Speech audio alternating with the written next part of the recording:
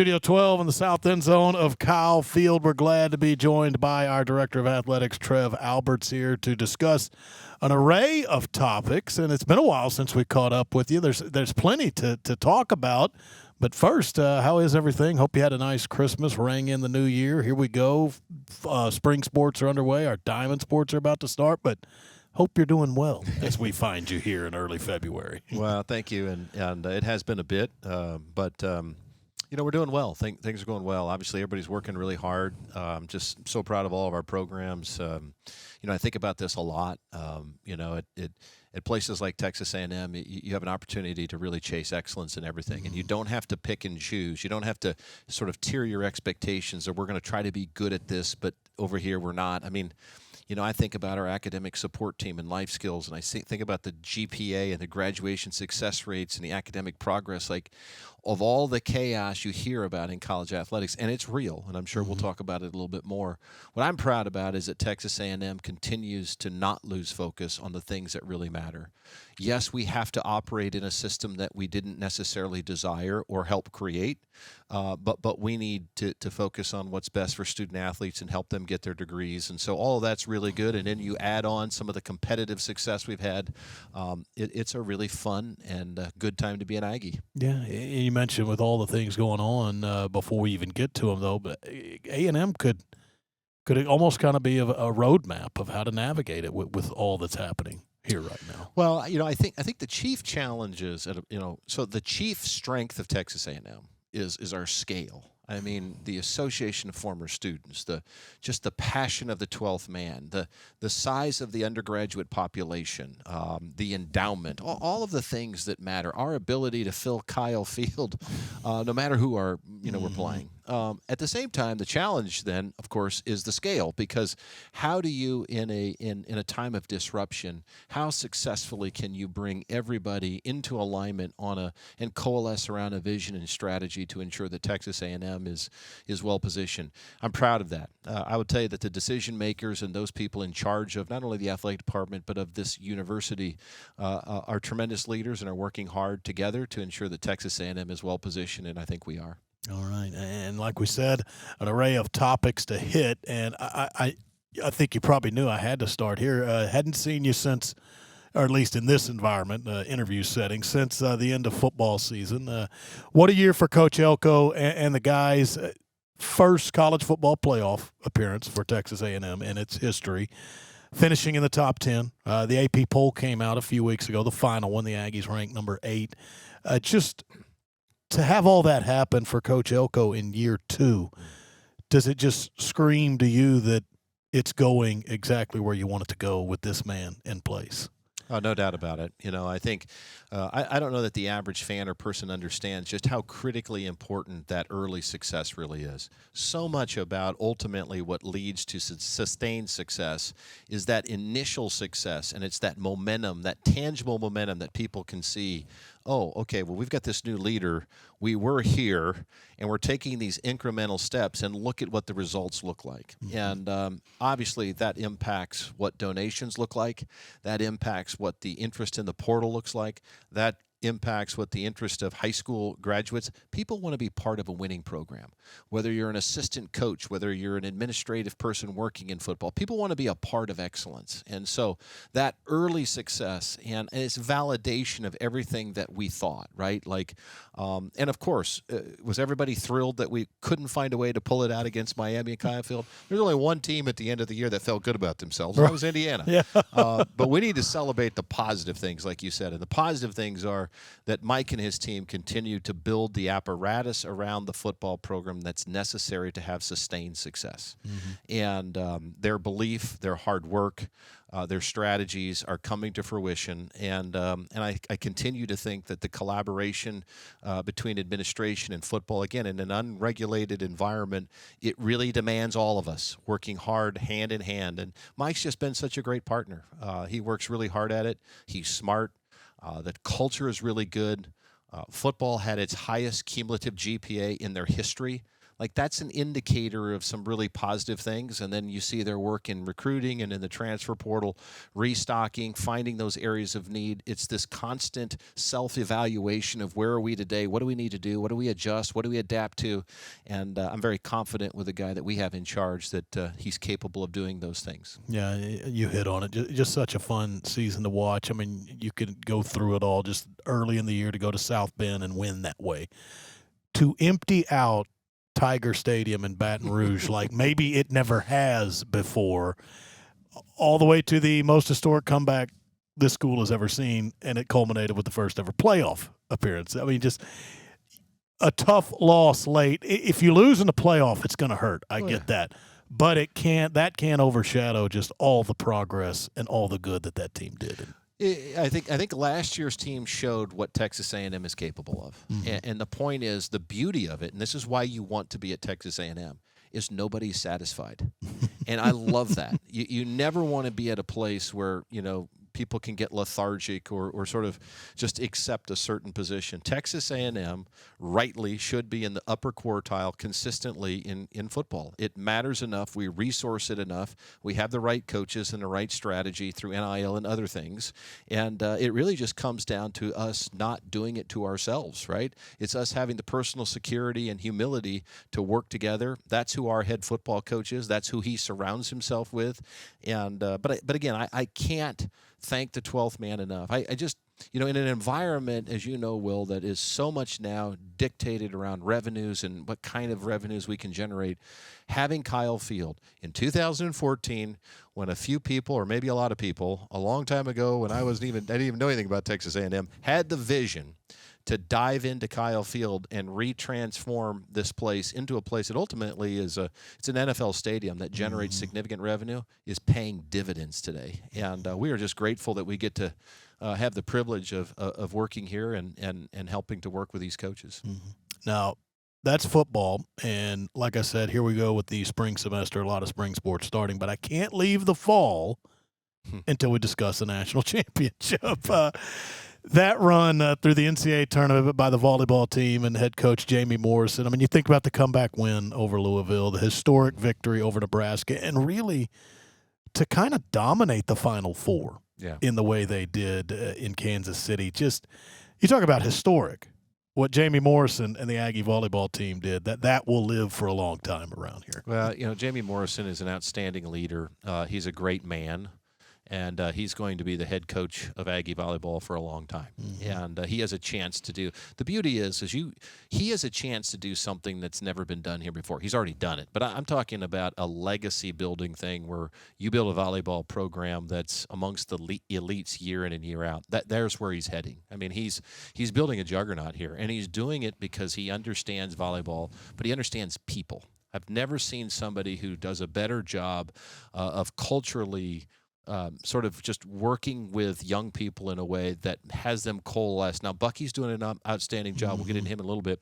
But, first of all, he's smart about who he invests in. Those young ladies are class individuals. Those are young ladies who could have gone a lot of different places. They stayed together. He had a team that was older, full of character. And so you're not going to come back down 0-2 in the Devaney Center in Lincoln if you don't have a character and integrity of that team.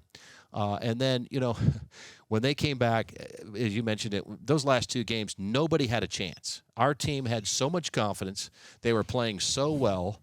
Kentucky and Pittsburgh didn't have a chance. And it's not that they're not great programs. They are. But our team was playing with such confidence. And so I just give Jamie, and I know he would give the rest of his staff, and he's right, just like Mike, Jamie is not an insecure person, and he's not arrogant.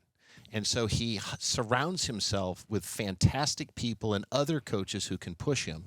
And so you've got elite coaching, you've got elite support, and you've got elite players. I mean, there's no reason, and we are going to fund it in a way that volleyball can consistently chase national championships. They've proven they can do it, and we're going to help them try to get there. Yeah, that atmosphere was so terrific over at Reed Arena this year. I can't wait to see it next year with now a banner being hung at Reed Arena for their home games next year. Well, you remind yourself, we haven't done, in the team sports era, right? We had women's basketball, but this is kind of uncharted territory, and but I think it just goes to show what can be done here. And I think we've got the right kind of coaches that want to do something that hasn't been done here before, and Jamie is certainly one of those. And again, just so privileged that he is a head coach here. He's the right leader, and he helps me every day.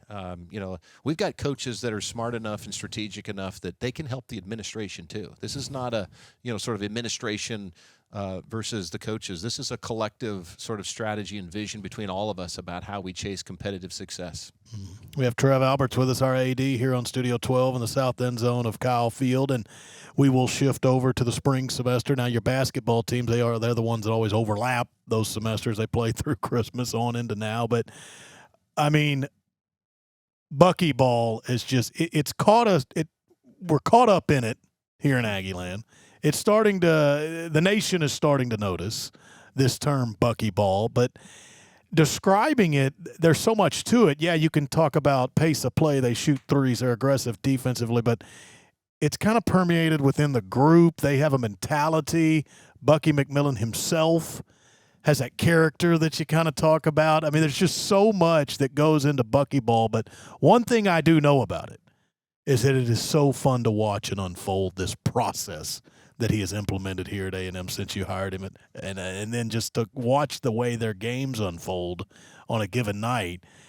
It's just an enjoyable process to be a part of and witness what Buckyball and Bucky McMillan are doing. It really has been a privilege. I was just thinking about as you were talking there, and eloquently so, about all of our coaches. And you think about each sport and what's needed. You think about what what our football program needs. Our football program needs toughness, discipline, and accountability.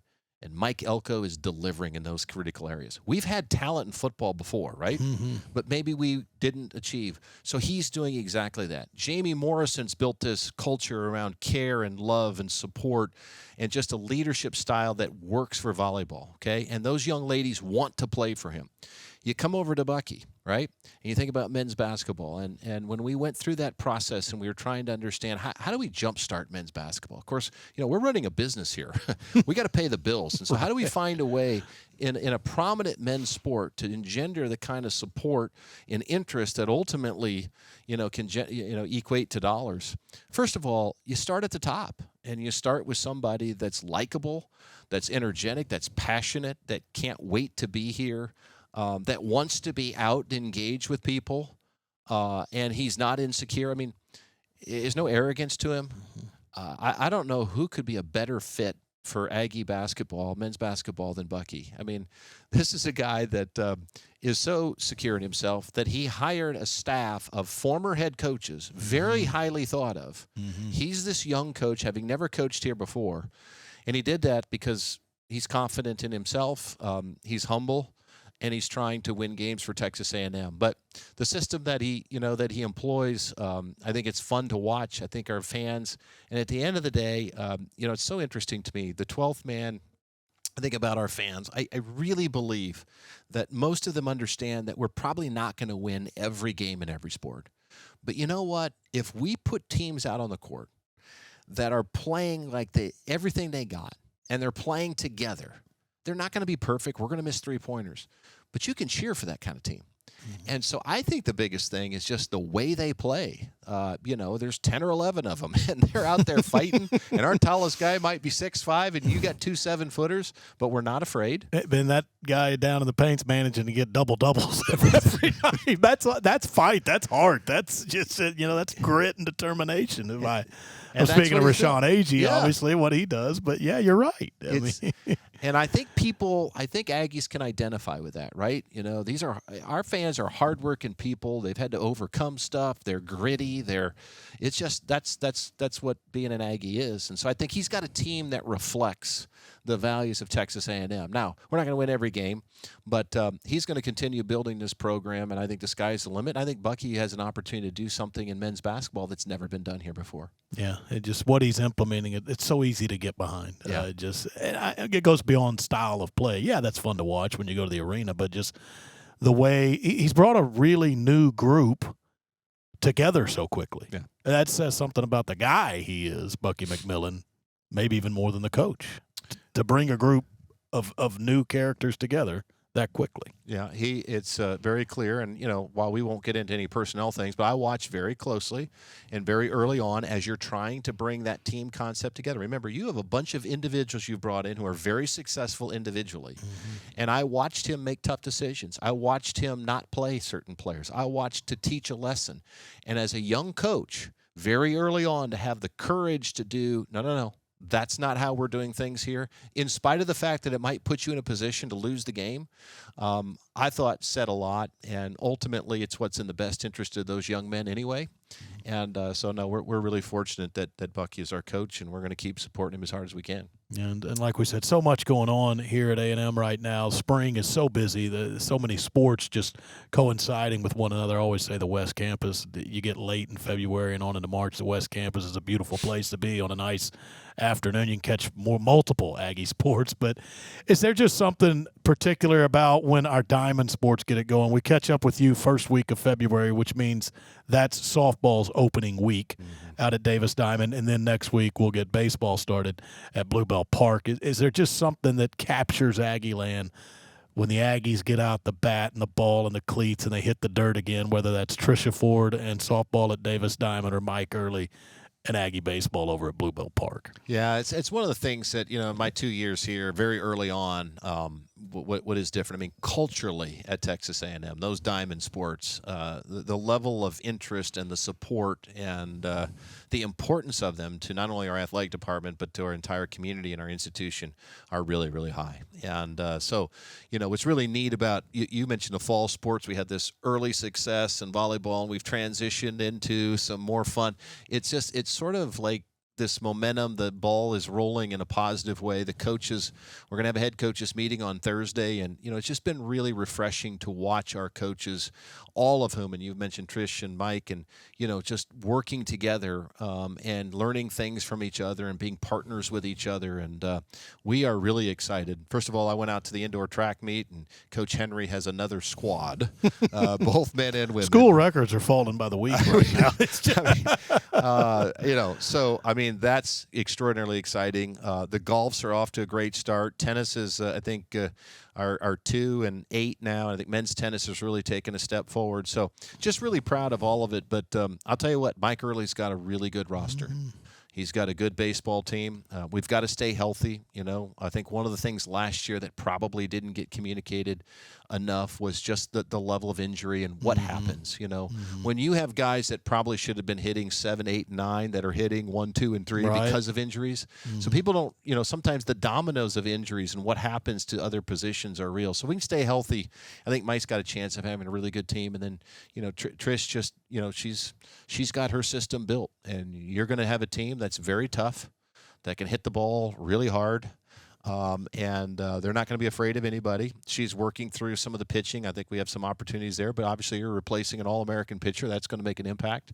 But both of those programs are going to get to play some really high-quality competition early. We'll get to see where we are, but very confident in those two programs as well. Yeah, always is an exciting time, as all of our spring sports are, as we're pretty much well underway in that semester. Before you go, wanted to ask you about this, and we kind of touched on it when we started. We're in I guess we could call it an ever-changing time in collegiate athletics, and it's quite the time to be an AD, to be in your role these days. But you have so many topics that you have to deal with on a daily basis or a weekly basis or by the month. But what is hot on your plate right now? Are there things that you have to dig into? I know you have all of our sports to concern yourself with, but big picture, where we are in college athletics, what would maybe be at the forefront for you these days? Yeah, I would say first and foremost, I believe my job is right here. My feet are on the ground in Aggie land, and I'm being paid to ensure that our coaches have the support that they need to be competitively successful and support young people. So, this is a different job than it was 6 years ago. I spend all of my time trying to understand what the market is. What do our coaches need? We've got rev share. We've got fair market value NIL. What is our strategy there? and how are we funding it. So if you can imagine, if you're going to do fair market value NIL deals with third-party dollars, and essentially you have reduced operating revenues, then the key is what are we doing to backfill lost operating revenues? There is an expense reduction component to that, but of course, this is the first time in college athletics, if you're really honest. For years, we just always had enough increasing revenue to overcome the increasing expenses, right? Like we'd have a new television deal or your new MMR deal. We outsource business functions because universities don't run good businesses. It's more of a bureaucracy and a government entity. And so, but this is the first time, Will, that we're in a tough spot because the increased rev share cost, as well as the opportunity to use third-party dollars to earmark them for NIL, has put us in a situation that those increasing revenues just don't necessarily cover those costs. So I spend every day trying to work with our programs. What is the need? How do we make sure we have rosters that can be competitive? Because, by the way, I've not run into an Aggie fan or a member of the 12th man who yet has said, Trev, it's okay if we're not quite as competitively successful given these challenges. Nobody's interested in that. Yeah. So I spend a lot of time on that, and it's working with the chancellor, the interim president, the board. They've been awesome, and we've got a really good plan here. And so this is my primary focus. But then I also have an eye on these larger national issues because this is not sustainable, Will. Having an unregulated market with no guardrails, no rules, that ultimately each institution can decide how badly they want to win, as long as they can afford it, if you will. While we're waiting on trying to get things like a participation agreement, while we're waiting on trying to, have some rules and some enforceability, that's been the challenge. And as I've said when I got here, and I'll say it again, while there is some frustration, the reality is no matter what happens, Texas A&M is going to be fine. Okay, so if people don't want to have any rules, we will thrive in that environment. I don't think it's the best thing for college athletics. I don't think it's the best thing for young people. And I don't necessarily have clarity on what the outcomes should be. The reality is that as we're moving forward, the hope of getting a limited antitrust exemption from Congress seems a long way off. And so much of the things that we would like to do, we want to be governed, we want rules, and we want enforceability.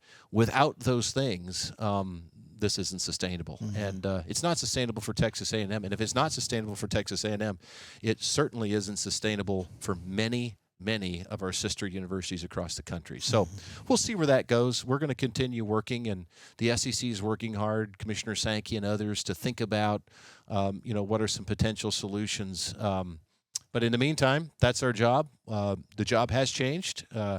But our job is to make sure we have a strategy to win no matter what happens and what the rules of the game are. Yeah, interesting time, no doubt, But like I said, always the springtime is fun here at A&M. The West Campus, it gets busy. That weather gets better. It's going to warm up, I promise. It's going to warm up, and that weather gets really nice. And you head over to that pocket of West Campus, and you can catch so many Aggie teams. I mean, it could be baseball, softball, either basketball team, tennis plays over there, outdoor track, indoor track. It's just so many weekends. We're about to roll into a very fun time in Texas A&M athletics. And before we get it all going, thank you for joining us right here in the south end zone of Kyle Field. Thank you. It's an honor. Appreciate all you do as well. All right, we appreciate you, Trev. That is our AD, Trev Alberts, right here on Studio 12 in the south end zone of Kyle Field.